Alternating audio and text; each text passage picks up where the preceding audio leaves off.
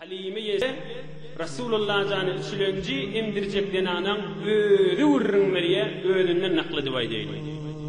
Halime Sa'diye aydiye men Mekke'ye Mukarreme'ye geldim diye. Taat sağa almadan çürüyüm. Oham gördüm Abdülmuttalib bir haybatlı olaqan adam Rasulullah canın kakatı evimden çıktı diye. Oham aytti, adın näme deydi? Adım Halime deydim. Oham Taifan näme deydi? Men Taifan Beni Sa'd deydim. Oham Abdülmuttalib aytti, bah, Sa'dun ve Hilm, nahat qawden aneten, adın Halime oldu. Taifan Beni Sa'd oldu. Halime deydi mehriban deydi. Beni Sa'd deydi gününün deydi. Nahat qawden ana waliyan deydi. Men yamda ol yetim olancık ba, dədəsi dünyədən geçdi. Sen şonu altdan qovu olacaq. Başqa denanaları emdiryen denanalara aydamda ay dədəsi yok olsa biz alıp gidecek değil. Ləm için son an'am veriyen, kiri kərrək veriyen, hoş olup kərrək pul veriyen dədəsi. Bunun dədəsi yok olsa onunla bir de kendi pul verilmez deyip başqa denanalar almardı deyiptir. Sen şonu altına qovu olacaq deyiptir Abdülmuttalib. Yönüşü tayinle bileyliğin. Başqa denanalar almayanmıştık, vaqt görməyəni şonu nədir verip alacaqqa diyenmiştikler. Rasulullah canın yalfıllap duranını görseli kucakına alıp gidecekler. Ah nefim demiştir. Barıp şu çağanı bir görüylüyseli kucakına alacaklar. Görün akla. Hadi adesi yok oldu onunla bir alacakka deyip gitmiştir. Aham Halima Abdülmuttalib'e aydıptır. Sen icade versen ben Adem'ye ömürgeni şeyin miydi? Adem'si bilen bile geliptir Mekke'ye Mukarreme'ye. Aham bolya gittir. Abdülmuttalib oturuptur gözleşip Halime'nin cevabını. Am Adam'sını var vaytır, Adam'say alağa ediptir. Alağa ediptir. Aham yine geliptir, görse Abdülmuttalib gözleşip duran, aham Halime aydiye, helummes sabi, hal çağanı bir akideyin deydim diye. Festehelle vecuhu ferahan. Abdülmuttalib yüzü yalfırlığa verdi, gülü verdi. Mazdali, bu oğulcuğuma bir qavden anı takıldı. Aham Abdülmuttalib gel valli deyip, meni iyidime düşürüp alıp gitti diye. Halime'nin ödü vurduğum diye. Rasulullah sallallahu aleyhi ve sellemi üçlönce emdiren hoşbaht gönünen denana. Nesibesi olan denana. Aham gelive deydi Amine'nin köyüne ertti. Aham Amine ehlen ve sehlen hoş geldin gel. Denana gel emdiriyen denana deyip men öye salli. Aham men ayttim men akit meni çağam hani görsem deyip ayttim. Aham Amine aytti. Ol otokta var göreyim deyip aytti. Aham men ol otoğa bardım. Görsem bir yalpıllap duranca, akça, malafa dologli, eteğinde yaşıl düşögli, güllen ovadan nurana oğlancık görsem uykuda yatıydı deyvaydı ya Halime. Aham barip görsem bir anırda bir nurana çağa, uykuda yatıydı. Aham oyundıramayın deyip, elimi kursacağına koydum. Elimi kursağına koyumda gözünü açıp güllü diye Resulullah sallallahu aleyhi ve sellem. Ah gözünü açanını gözünden görsem nurlu dökülüp dudi, götere kana mağrayından gözünün arasından okşap bıçağını ölüm saklayacak. Ölüme gidecek mi deyip de göterip uğra verdim deyip aydı. Aham Halime Sa'diye aydiye bunu göterip uğradım, inni bereketli yağı verdim en üstüme diye. Ulamala bunun adına irhasi vaydiyeli. Yani asli manası keramat deydik de. İrhasi dediği bir ilmi taraftan bilecek olsak, bir peygamberlik verilmeke bir kudretli görünse onun adını irhasi diye. O keramet manasında. Halime aydiye Resulullah sallallahu aleyhi ve sellem götürüp alıp gittim. Göğsümde zat süt yoktu, neyme açtık, horduk, susuzduk. Ol Resulullah'ın götürüp göğsüme alamda, öyle görsem göğsüm sütten doldu. Ama Resulullah'dan içti kanını, yanına başka sütleş doğunu da var. Onu emdirdim, o da kanını. İnhe bilavr olukan bir keramet bolup düştü. O hem Adem'im, ödümüz açtık, hevr horluktadık. Adem'im var, diye başım vardı sağmağa. Diyen zat süt yoktu diye de emme bir edek baranını görse diyen yerini şişiptu yani çok çıkacak oldu diyen sütü. Ondan da diyenle sağıp biz de gününüp içtik. Hem çağamız doydu, hem Resulullah Muhammed Mustafa sallallahu aleyhi ve sellem doydu, hem öğüdümüz doyduk, hem Adem doydu. Ay şu iyice yattık şımaçılığı çözülük yatmaptık, ağaçlıktan, horluktan çağamız da yatmadı. Uzak gecede ağlap oturardı dipdi. Deslapur gören Resulullah candan bereket bollu dipdi. Erti bollu Mekke-i Mükerreme'de qalyp, erti inni obamda gaşyn alyp gaýtmaly boldyk. Rasulullah gaşyn alyp gaýtmaly boldyk. Rasulullah sallallahu aleyhi ve sellem. Bir arkası baş, bir meri eşegimiz vardı. Üstüne minip oğradık. Rasulullah sallallahu aleyhi ve sellem de kucağıma aldım, oğra verdim. Ol başqa denanlıda çağı tafanı tapdı, tapmadı, hemmemiz oğramakçı olduk.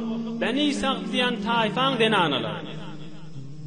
Ay eşeğin bir katı diye başkalarını gözleşene, onun başka boydaşlam aytti, ey Halima, sen bir ulağın eşeğin önküden park etti mi? Bir meridi alıptı, arkası yaraya alıptı.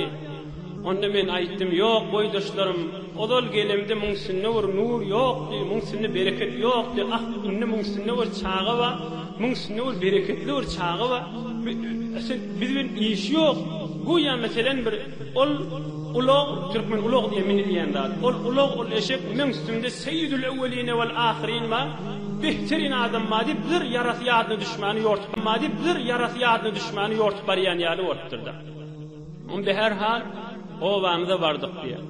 Onun bizim davarımız, oyunumuz geçiyimiz vardı diye Haliman öyle görürüm yani işi görürümler. Bile giderdiler, akşam aç gelirdiler o da olur. İmme inni bir mübarek çağa geleninden sonra bizim davarlarımız koyun geçirimiz giderdi, doyup gelirdi. Akşam iyi verdik davarlarımız. Emma halkınki giderdi, aç gelirdi, iyi mi yerdi? Halkımın gurrunu derdi, bir de Resulullah canın bereketinden, kerametinden molup düştü diýýär. Muhim Halima aydiye, bir yaşa yeterle verenle açık keplemeye götürdü Muhammed Mustafa sallallahu aleyhi ve sellem. Ve kana la yemessu şey'en illa qala bismillah. Hiç kim öwredene yönüşü her gat etjek bolsa şu bir yaşından başladı, her gat alacak Allah canın adı bilen. Zor şunu aydardı diýär. Muhim o avamda ben İsa diyen tayfan arasında bütün gurrun molly ay bir bereketli çağı var olmaly. O avamda yaýrady hemme kişini Haliman eline bir çağı var, bitir bereketli çağı dip bir merid bolsa da men çağam alyp giderdi. Maly merid bolsa da alyp giderdi. Diyeti merid bolsa da alyp giderdi. Ya bir denany merid bolsa da alyp gider. Şu çağany şoň ýany eltende üstüne goýanna, elini goýanna şo wagtçy Allah janyň gudraty bilen şefa ýan. Bunu owan adamlary Haliman öýüne bir bereket bar dip geň bir zat bolup galdy. Aham Halime Sa'diye diye 2 yaş doldurdy, bol bereket bilen bizim owamda ýygünümde. 2 yaş doldurdan hem bolýar, süýt emdirmek wagty tamam bolýar, ini enesine täbil bermeli bolýar. Aham 2 yaş doldurdy, enesine getirdik mini. Aham Ämine'ge aýtdyk, ey Ämine, bir çağızdan bir aýrylşygymyz gelmeýär. Muňa bir öwrenşdik. Bir Mekke-i Mükerreme'de meridçilik var, veba var, ulukon dertli var. Sen bir çağını bir alıp gideyli. Bir Mekke-i Mükerreme'nin meridçiliklerinden korkuyat, iltimas ediyat, haş ediyat, yeni bir miktar sakla illa deyip, Ämine de yol berjekkä, çağam indi medeniyet bollu deyip.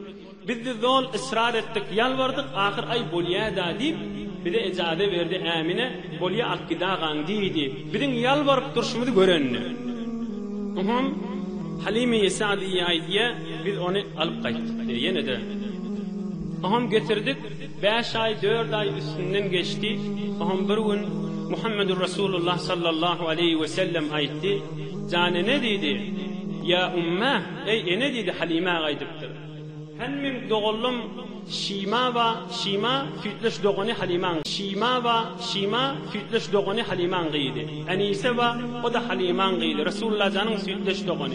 Ve bir Abdullah va bir nesana aytýar Abdullah'ın adı Zamrah diyen adam deyip. Ve her hal şu dogullum günnülerde yok, akşamları ne gelýär ýerek gitýär deyip menden soradı diye Muhammed Mustafa sallallahu aleyhi ve sellem. Halime de aydypdyr, ola şo goýun makmana gitýärler diýip. Oham Resulullah aydypdyr, menne gidaýynna şola bilen hewet etýän ýeke galýan diýipdir. Bir ýaşynda keplep başlayan oğlan 2 yaş yarımının içinde inni açık keplep yortup dayo vakti inni oğlancık olup yortup duran vaktim işte Resulullah sallallahu aleyhi ve sellem. Oham men aytdım bolýa, ertifen dogonjuklan menen gidaga diýdim diýe. Oham erti innamny ýagzat sallam, gowdy egmaşlaryny, gaýmrak egmaşlaryny giydirip iýberdim diýe. Rasulullah sallallahu aleyhi we sellemi dogollary bilen. Oham ýolla bir taýa asany alaqana ýene gitdi şola bilen bile diýe. Oham sürüner tarrak bolly, sürüner tarrak bolly, birden görsem şol gamra Abdullah ulqan dogollary tüýtleşdigini aňyrdan ýortup gelýär, ýerinden başga dogollary ýortup gelýär. Hem ağlaýaly, hem derleýäli, hem gorkýaly. Wa umma, wa abata. Ay dat ene, ay dat diýdi ýetdi. Ay ýortup çykdyk, näme boldy diýdik. Onna ýet. Ol dogonumyz Muhammedi öldürdüler diýipdir. Gözümüz bilen gördük, şonu öldürdüler. Ay can oğlum näme boldy diýip aýtdym diýipdir Halima. Onna bir üç watyqa biziň aramyzdan götürakan alkydyp defa çykaryp garny ýar iki ölülerine gözümüz bilen gördük diýipdir. Ay Halima adam stavamşdyk, ýet ýortup bardyk. Görsek Rasulullah sallallahu aleyhi we sellem defaň üstüne du oham biri görüp şondan omlyp ağlap ýortup gaýtdy diýipdir. Şondan omlyp ağlap ýortup gaýtdy diýipdir. Halime Sa'diye uzagyna gaşy. Oham ýortup geldi, uzakladım, maňraýyndan okşadym, "Jan oglum, näme boldy?" diýip aýtdym. Onna Rasulullah sallallahu aleyhi we sellem aýdypdyr. Dogollamyň arasynda duqam gelip meni alyp gitdiler, şu defaň üstüne akitdiler. We men garnymy kamil ýardylar we bir ellerini künnük bady, bir ellerini legen mady. Men bu kulliş içimden zatlar çykaryp sowjak suw bilen ýuwdylar diýipdir. Oham içimden bir garadady çykarakany ekberdiler diýipdir. Oham da aýtdylar: "Ey Habibullah, وقال هذا حظ الشيطان منك يا حبيب الله ثم قبلوا رأسي وما بين عيني." Oham men ey Hudaýyň dostu, şu şeytanyň taýy halha ekberdik, sana şeytanyň inni ýoly ýok diýip maňraýymdan Halima aýtdyr, "Awýam, agryam ýok, zat agyrdy ihsas edemek, awdy ihsas edemek, bir adam jemak diýipdir, öňki anak boldy diýipdir." Kur'an-ı Kerim'de bamşurun ba. Bismillahirrahmanirrahim. Alam neşrah laka sadrak ve vada'na anka wizrak allazi anqadha dhahrak ve rafa'na laka zikrak fe inne ma'al usri yusra inne ma'al usri yusra فإذا فرغت فانصب وإلى ربك فارغب. الله أكبر.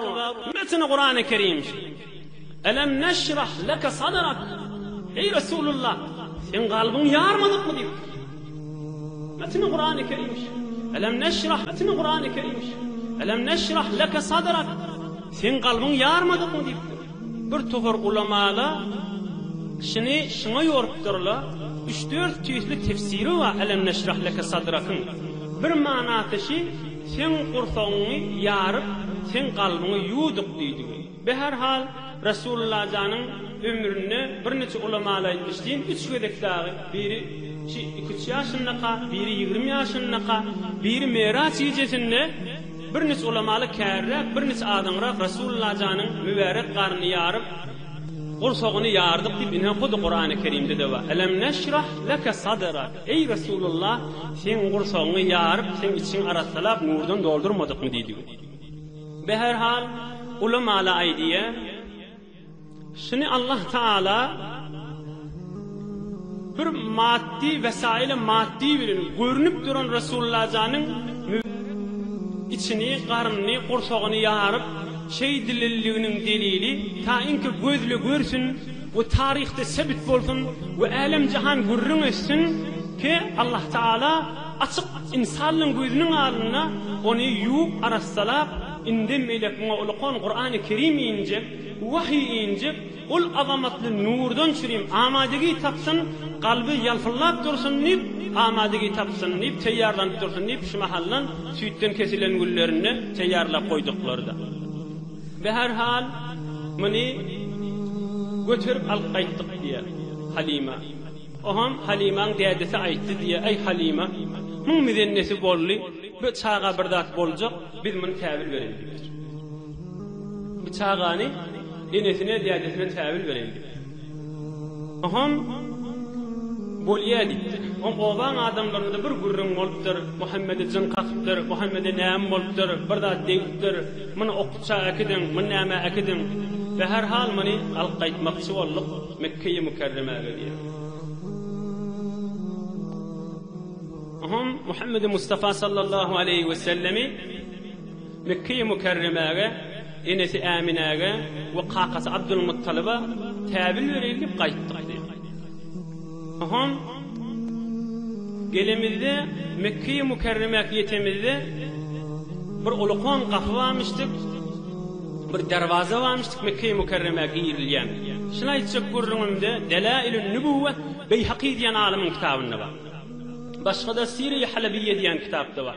İnşallah geçen hafta vaat etdim. Her gurrun aýsam, inşallah Rasulullah sallallahu aleyhi ve sellemin dinine Huda etmesin. Bir öwjek bolup, edafa sözüme odalajak bolup, edafa aýtjak bolup da artdyramlaryny inşallah. Delil, gaýym, setli gurrunlar hyzmatyna ýetiren inşallah azza we jalla. Ve her hal Mekke-i Mükerreme'ge geldik diye, ohum gördüm kän adamlar barmyşdyk diye Halime aýtdy. Ohum bir ulugymyzdan düşdük. Ohum Muhammed Mustafa sallallahu aleyhi ve sellem düşürdük. Nämeden düşüreyim? Bir musafirlikden gelende, bir yerden gelende yükün gaýymlyýan, düşürjek zatdan ma, gaýmyjak zatdan ma, aljak zatdan ma, tawgadan ma beýlik bar. Ve her hal zatdan dogrulajak bolup çağany ýerde goýdum. Zatdan dogrulandan soňra gel çağany ýitiripdir. Ay şeýle goýdyk çağany tapmadyk. Şeýle goýdyk çağany tapmadyk. Şeýle goýdyk çağany tapmadyk. Vay dat men Muhammed'i yitirttirnip qiyğranın bilmeyen qalptırın dedi. Aham şu vaqt kän märike adamlar badi, ola aýtdylar, ay näme aýallygy, näme qiyğırýan diýdiler. Vay men çağı yitirdim, çağı görmediňizmi? O adamlar aýtdy, çağı kim bolýar? Onda men aýtdym Muhammed ibn Abdullah ibn Abdülmuttalib.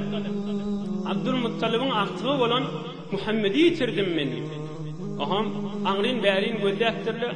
Yok tapamzak dipdirler. Rasulullah sallallahu aleyhi ve sellem de şu gidivertir bir dereleň arasyna gaşyn gidivertir. Çağa wagtynda da.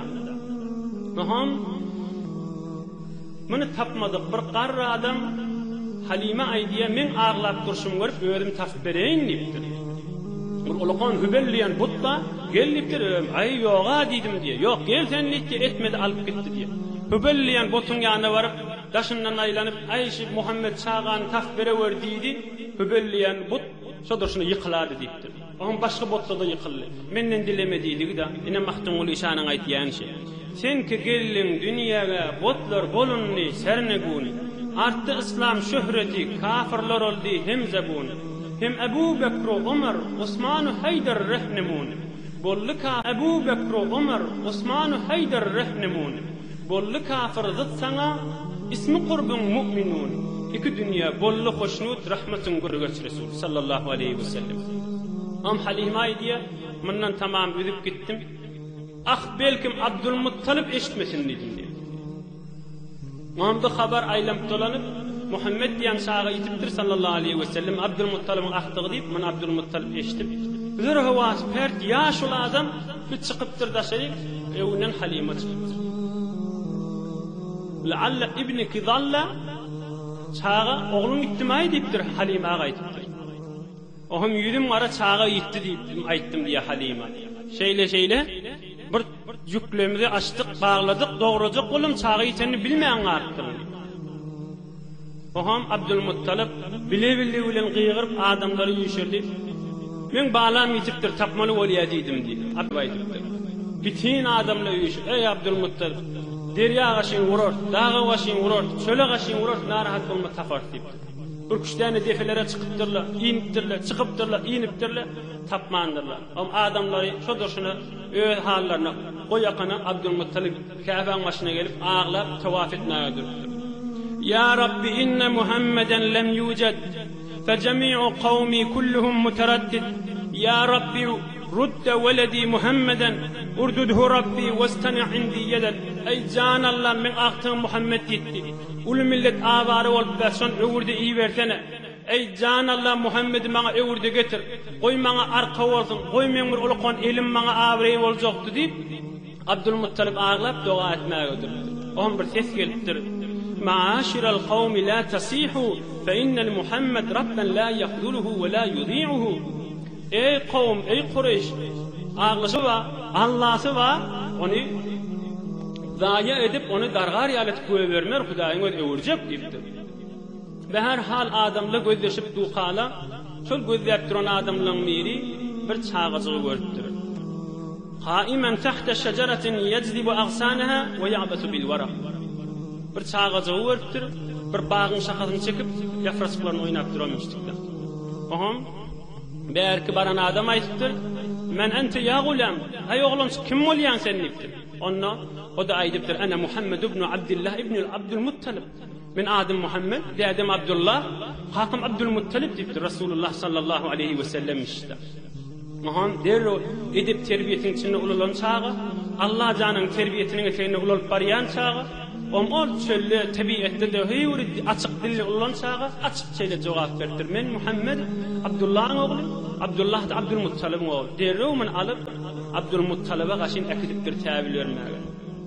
Abdülmuttalib gorsagyny alyp, gujaklap, ağlap, "Wah, yanımda oğul" diýipdir. "Daşa gidadyň da" diýipdir. Abdülmuttalib 20 däne diýäniň damagyny sallan kadak edin diýipdir. Alan alyň edin 20 däne diýäni Sahi Abdülmuttalib, Mert Abdülmuttalib Rasulullah sallallahu aleyhi ve sellem aman ýene elime ýetişdi diýip 20 diýäň damagyny salyp soduşuna sadak etipdir. Oham Halima Abdülmuttalib'e aýdypdyr, "Ey kakasy Abdülmuttalib, bu çağa biziň elimizde di, şu jire gürrüňle boldy." Oham mun gelip gorsagyny ýarypdyrlar, içinden rahat çykarypdyrlar şu gürrüňleri aýdypdyr. Oham Abdülmuttalib gujaklap, gorsagyny alyp, ýaşy gysyp ağlap, "Inne libni şa'nan wedittu anni udriku zalika zaman." Men gaty umyt etýän bu oglum bir ulukhan adam boljak. Waq şowuny görsem da gözüm menen dip ağlayan. Waq şowuny görsem da diýip. Aham bula gelipdirle Halima Amineň ýana. Amine aýdypdyr, "Näjire bolu siz çağan getirdiňiz? Ýa 5-6 aý mundan odal ýalwaryp, haýsyp akitdiňiz çağa, näme getirdiňiz?" Aham muňa da bir aýtmaly bolduk bolanda diýip. Şeýle boldy. Biz de muňa bir zat bolarmy diýip gorkdyk. Aham Amine sana getirip durşumyz diýipdir Halima. Aham Amine aýdypdyr, "Ýok" diýipdir. "Bu oglum bir ulukhan adam boljak" diýipdir. "Men bu barada göwremde gawy dünýä geçenemde kän gudratlar gördüm men" diýipdir. "Bu barada hiç gorkup bermän çağany goýdan gidagaň" diýip Halima goýasyda gelmäni Rasulullah janyň hoşlaşyp täwil berip de Amine täwil berip Ben İsa we taýyklaryna aşyn uğratdy.